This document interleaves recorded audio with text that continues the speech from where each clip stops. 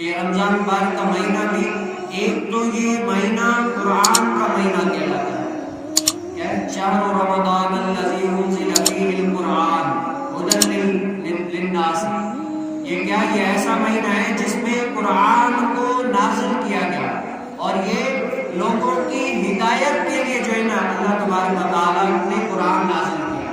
تو قرآن کا نزول کون سے مہینے میں ہوا؟ رمضان مبارک کے مہینے میں ہوا، سبحان اللہ۔ اور باقی 12 مہینے آپ نے بھی دیکھا ہے کہ 12 مہینے ہیں، 12 مہینوں میں سے رب تعالیٰ نے جس مہینے کا نام لیا ہے نا،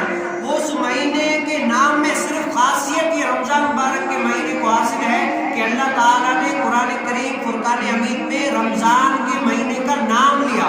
شہر رمضان الذی انزل فیہ القرآن۔ باقی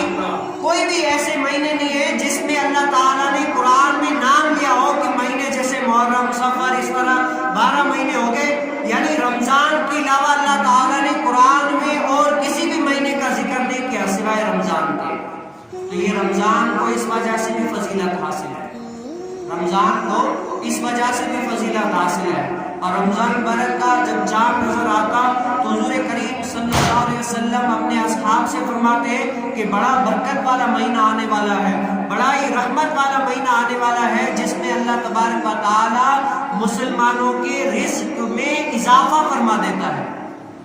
انسانوں کے رزق میں کشادگی آ جاتی ہے، اور اللہ تبارک و تعالی کی ہر وقت جو ہے نا رحمت نزول ہوتی ہے،